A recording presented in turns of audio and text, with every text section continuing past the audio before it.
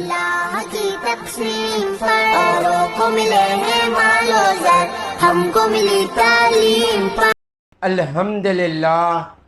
الحمدللہ رب العالمین، والصلاة والسلام علی سید المرسلین وعلی آلہ واصحابہ اجمعین ومن تبعہم بإحسان الی یوم الدین، اما بعد۔ قال اللہ تبارک و تعالی فی القرآن المجید والفرقان الحمید، فاعوذ باللہ من الشیطان الرجیم، بسم اللہ الرحمن الرحیم۔ کونوا ربانیین، صدق اللہ العظیم۔ میرے زندگی کا مقصد تیرے دین کی سرفرازی، میں اسی لیے مسلمان، میں اسی لیے نمازی۔ محترم و مکرم عزیز سامعین اکرام، السلام علیکم ورحمۃ اللہ وبرکاتہ۔ اللہ اللہ کیے جانے سے اللہ نہ ملے، اللہ اللہ کیے جانے سے اللہ نہ ملے، اللہ والے ہیں جو اللہ سے ملا دیتے ہیں۔ اللہ کا کروڑ ہاں ایسا ہے کہ اللہ نے ہمیں دو عالم کے مالک و مختار، گلشن ہستی کے ولی، فصل بہار، راحت آدم و بنی آدم، محمد مصطفیٰ صلی اللہ علیہ وآلہ وسلم کی امت میں پیدا فرمایا۔ یہاں پر روزانہ ایک دین کی بات بتائی جاتی ہے، حسنین اسلامک آرگنائزیشن کے ذریعے روز مختلف الگ الگ عنوان پر گفتگو کی جاتی ہے تاکہ ہم اپنا مقصد حیات پا سکیں۔ ہر اتوار کے روز یہاں پر تعلیمات اولیاء پر بیان کیا جاتا ہے، اس پیش نظر سے کہ آج کچھ علم سے دور، دین سے دور، قرآن اور حدیث سے دور وہ لوگ اولیاء کا مذاق اڑاتے ہوئے نظر آتے، سوائے جاہل کے کوئی ولی کا مذاق نہیں اڑا سکتا، ورنہ قرآن اور حدیث ولایت سے، ان کے فضائل سے، ان کے مقامات سے، ان کے قول سے بھری پڑی۔ اللہ نے ایسی شان ولایت کو عطا فرمائی، تو آج معاشرے میں مذاق اڑایا جا رہا ہے اولیاء اکرام کا، ان کے تعلیمات کا، ان کے مقامات کا، ان کی ریاضت کا مذاق اڑایا جا رہا ہے۔ ہم پہلے پڑھتے نہیں کہ ولی ہوتا کون۔ کئی پروگرامز بیان کیے ہم نے یوٹیوب چینل حسنین اسلامک پر جو آپ کو دستیاب ہے، کہ ولی ہوتا کون ہے، ان کے تعلیمات کیا ہوتے ہیں، ان کی زندگی کیسی ہوتی ہے، ان کی موت کیسی ہوتی ہے، ہم نے بیان کیا۔ اگر ایک جملے میں کہہ دو کہ ولی ہوتے کون ہیں، تو اللہ اور رسول کے فرما بردار جو ہوتے وہ ولی ہوتے، شریعت کے جو پابند ہوتے وہ ولی ہوتے، قرآن اور حدیث کا قول جن کا نچوڑ ہوتا ہے وہ ولی ہوتے، جن کا مرنا جینا اللہ کے لیے ہو وہ ولی ہوتے۔ اللہ نے یہ شان عطا فرمائی ولایت کو، ولی کا قول قرآن اور حدیث کا نچوڑ ہوتا ہے۔ اور ولیوں کے سردار کا کیا حال ہوگا، جسے ہم پیران پیر کہتے ہیں، غوث اعظم رضی اللہ تعالیٰ عنہ شیخ عبد القادر جیلانی رضی اللہ تعالیٰ عنہ کا کیا مقام ہوگا۔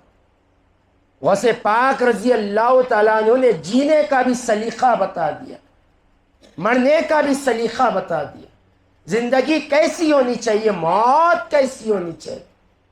غوث پاک رضی اللہ تعالیٰ عنہ نے صرف ایک واقعے میں ہمیں جینا سکھا دیا۔ غوث پاک رضی اللہ تعالیٰ عنہ بیٹھ کر اپنے مریدوں کو درس دے رہے ہیں، اپنے شاگردوں کے سامنے وعظ کر رہے ہیں۔ آپ کا ایک خادم آتا ہے، وعظ کے درمیان غوث پاک رضی اللہ تعالیٰ عنہ کے کان میں کچھ کہتا ہے۔ غوث پاک رضی اللہ تعالیٰ عنہ جب اس کی بات سنتے تو اپنے قلب کی طرف، دل کی طرف نظر کرتے اور کہتے الحمدللہ، پھر وعظ میں مشغول ہو جاتے، پھر بیان میں مشغول ہو جاتے، نصیحتوں میں مشغول ہو جاتے۔ پھر تھوڑی دیر گزرتے وہی خادم آتا ہے، پھر آپ کے کان میں کچھ کہہ جاتا تو آپ پھر اپنے قلب کی طرف نظر کرتے، اپنے دل کی طرف، اور کہتے الحمدللہ، پھر واعظ میں مشغول ہو جاتے۔ جب واعظ ختم ہو جاتا ہے، جب آپ کا بیان ختم ہو جاتا ہے، تو لوگ آپ سے پوچھتے ہمت کر غوث پاک رضی اللہ تعالیٰ عنہ، آج جب آپ درس دے رہے تھے تو آپ کا خادم آ کر آپ کے کان میں کچھ کہا، اور آپ نے اپنے قلب کی طرف، دل کی طرف نظر رکھ کر کہا الحمدللہ۔ سمجھ میں نہیں آیا، پہلی مرتبہ بھی الحمدللہ کہا، دوسری مرتبہ بھی الحمدللہ کہا، سمجھ میں نہیں آیا، ذرا وضاحت فرما دے تو بڑی مہربانی ہو۔ تو غوث پاک رضی اللہ تعالیٰ عنہ فرماتے ہیں میں موتیوں کا تاجر ہوں، میں موتیوں کا بزنس کرتا ہوں، سمندر سے میرے جہاز آیا جایا کرتے۔ میرا خادم پہلی مرتبہ آ کر کہنے لگا سرکار، جو موتیوں بھرا جہاز آ رہا تھا وہ جہاز ڈوب گیا۔ تو میں نے اپنے قلب کی طرف دیکھا، کہیں دنیا کے نقصان کی بات سن کر میرا قلب، میرا دل اللہ کے ذکر سے تو غافل نہیں ہو گیا۔ جب میں نے دیکھا تو اسے اللہ کے ذکر میں پایا، اللہ کے شکر میں پایا، میں نے اس پر الحمدللہ کہا۔ اور دوسری مرتبہ میرا خادم آ کر کہنے لگا سرکار، جو جہاز ڈوبا تھا وہ ہمارا نہیں تھا، کسی اور کا تھا۔ میں نے دیکھا کہیں خوشی کے مارے دل اللہ کے ذکر سے تو غافل نہیں ہو گئے۔ میں نے اپنے قلب پر نظر کی تو وہی ذکر میں، وہی شکر میں تھا، میں نے اس پر الحمدللہ کہا۔ فرمایا یہ زندگی ہونا چاہیے بندہ مومن، نہ خوشی اللہ سے دور کرے، نہ غم اللہ سے دور کرے۔ بندہ مومن کی زندگی اللہ کے لیے ہونا چاہیے۔ اور آپ کی کتاب فتح الغیب میں آپ پہلا قول بیان کرتے، فرماتے بندہ مومن پر تین چیز لازم ہے۔ پہلا فرائض کی ادائیگی، دوسرا حرام سے بچنا، تیسرا اللہ کی طرف متوجہ ہونا، اللہ کی طرف دوڑنا۔ فَفِرُّوا إِلَى اللَّهِ۔ یہ تین کام اگر بندہ مومن میں موجود نہیں ہے تو آپ فرماتے وہ کامل مومن نہیں ہے۔ آپ غور کریں، مومن کی بات کریں، غوث پاک ولی کی بات نہیں کر رہے۔ ایک مومن کو لازم ہے، ضروری ہے کہ پہلے وہ فرائض ادا کرے، اللہ اور رسول نے جو اس پر فرض کیا، پھر حرام سے بچے جو اللہ اور رسول نے منع کیا، تیسرا کام توجہ اللہ، اللہ کی طرف توجہ۔ اللہ قرآن میں فرماتا ہے فَفِرُّوا إِلَى اللَّهِ، اللہ کی طرف دوڑو۔ انسان کب دوڑتا ہے؟ آپ بتائیں کب دوڑتا ہے؟ جب ایمرجنسی ہوتی ہے، جب دوڑتا ہے انسان۔ ایمرجنسی نہیں ہے، نہیں دوڑتا انسان، چلے گا، واکنگ کرے گا، رننگ نہیں کرے گا۔ رننگ صرف اسی وقت ہوگی جب ایمرجنسی ہوگی۔ اور اللہ فرماتا ہے بندہ مومن تجھے چلنا نہیں ہے، تجھے واکنگ نہیں کرنا ہے، تجھے دوڑنا ہے۔ فَفِرُّوا إِلَى اللَّهِ، اللہ کی طرف دوڑو، چلو نہیں۔ اور آج ہماری زندگیوں کا حال ہم جانتے، غوث پاک کے پہلے ہی قول پر ہم نہیں اترتے، پہلے ہی ہم فرائض ادا نہیں کرتے، فرائض ادا نہیں کرتے، ہم حرام سے نہیں بچتے، اور نہ ہماری طرف متوجہ اللہ ہے۔ اب بتائیں بندہ مومن کی زندگی کیا ہے؟ ہمیں کیوں پیدا کیا گیا تھا؟ ہمارا مقصد حیات کیا تھا؟ ہمیں اپنی زندگی کیسے گزارنا تھا؟ اور ہم کیا کر بیٹھے؟ 25 سال 30 سال اللہ کے ذکر سے غافل، اللہ سے غافل، اللہ سے دور۔ 20 سال 25 سال یہ بڑا عرصہ ہوتا ہے زندگی کا، اور ہم نے یوں ہی ضائع کر دیا، ہم نے یوں ہی ویسٹ کر دیا، اپنے لائف کا ایک لانگ حصہ ویسٹ کر دیا۔ اگر آپ غور کریں گے تو آپ کو پچھتاوے کے سوا کچھ نہیں ملے گا زندگی۔ آج ایک شخص کو دیکھے پوچھے، کوئی بزنس کر رہا تھا، کوئی بزنس مین تھا، اور اسے کوئی کسی نے کہہ دیا کہ بھائی آپ اپنی فیلڈ چھوڑ دو، آپ اپنی فیلڈ چھوڑ دو، دوسری فیلڈ میں آؤ، اس میں انکم زیادہ ہے۔ اب وہ اپنی فیلڈ چھوڑ کر دوسرے فیلڈ میں جب جاتا ہے تو 4 سے 5 سال جب خراب کرتا ہے تو اسے پتا چلتا ہے اپنی فیلڈ اچھی تھی، اور جب پلٹ کر آتا ہے تو بڑا نقصان پاتا۔ ہمارا بھی حال یہی ہے، ہماری فیلڈ اللہ کو راضی کرنا تھا، وَمَا خَلَقْتُ الْجِنَّ وَالْإِنسَ إِلَّا لِيَعْبُدُونِ، ہمیں پیدا اللہ نے اپنی عبادت کے لیے کیا تھا۔ ہمیں کسی نے کہہ دیا دنیا اچھی ہے، ہم دنیا میں لگ گئے، دنیا کی رنگینوں میں لگ گئے، ہم حرام کاری میں لگ گئے، اور جب بڑھاپا آ جاتا ہے ہم پلٹ کر اپنے مقصد پر آتے ہیں۔ کیا پائیں گے، کیا سجدے کریں گے؟ حضور نے ارشاد فرمایا بڑھاپے کے سجدے سے لاکھ بہتر اللہ کو جوانی کا سجدہ۔ کہاں سے لاؤ گے جوانی کا سجدہ؟ کہاں سے لاؤ گے جوانی کے روزے؟ کہاں سے لاؤ گے وہ لذت قیام اللیل؟ کہاں سے لاؤ گے؟ ہمارا یہی حال ہے، ہم اپنے مقصد سے بھٹک گئے اور دنیا میں کھو گئے۔ آپ بتائیں، ایک شخص کو کہا جا رہا ہے کہ آپ فلاں مقام پر پہنچنا ہے، وہ آپ کی منزل ہے، وہاں سب کچھ ملے گا تمہیں، خالی خیال میں آئے گا، سامنے پیش کر دیا جائے گا تمہارا، اور ایسی زندگی عطا کی جائے گی کبھی نہ ختم ہو، ہر نعمت سے سرفراز کیا جائے گا، تمہارے ذہن و گمان میں جو خیال نہیں ہے وہ تمہیں عطا کیا جائے۔ اور بندہ جب سفر کے لیے نکلے تو راستے کے رنگینیوں کو دیکھ کر، راستے کی خوبصورتی کو دیکھ کر بھٹک جائیں، آپ اس کو کیا کہیں گے؟ عقل مند کہیں گے یا بیوقوف کہیں گے؟ لازم ہے آپ کہیں گے بیوقوف ہے شخص، اس کے منزل پر اسے سب کچھ عطا کیا جا رہا تھا۔ وہی ہمارا حال ہے، ہمیں کہہ دیا گیا کہ ہمیشہ والی زندگی جنت عطا کی جائے گی، بس اللہ کی رحمت، ہم نے دنیا کو ہی سب کچھ سمجھ بیٹھے، دنیا کو ہی سب کچھ سمجھ بیٹھے، ہم کہاں اپنی زندگی گزار، ہم کیا اپنی زندگی کا بسر کر رہے ہیں، ہمیں غور کرنے کی ضرورت۔ آج ہم جیسے چاہے زندگی گزار لیں، مگر کل قیامت کے دن بڑا ملال ہوگا ہم پر۔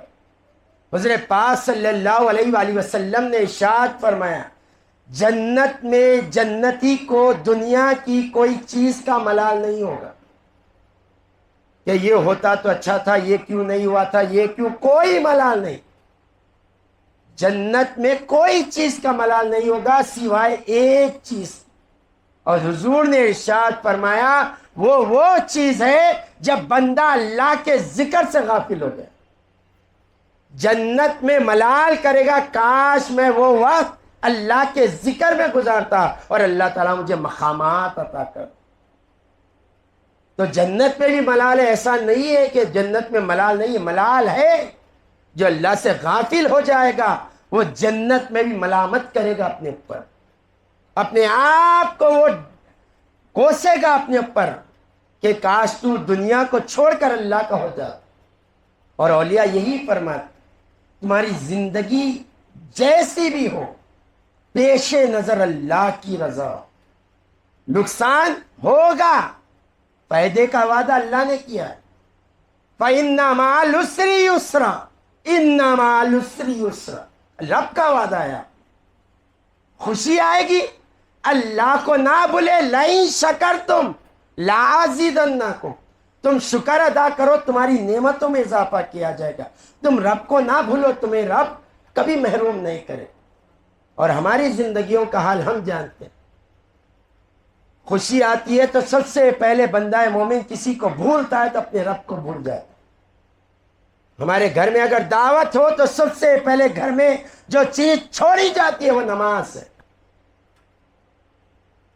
اور غم آ جائیں تو سب سے پہلے جس کے بارگاہ میں شکایت کی جاتی ہے وہ رب کی بارگاہ۔ اتنے ناشکرے ہم بن گئے، اب بتائیں کہاں سے ہماری زندگی بہتر ہو، کہاں سے ہم عزتیں پائیں گے، کہاں سے ہم مقام پائیں گے، کہاں سے رتبہ پائیں گے، کہاں رب کو راضی کریں گے؟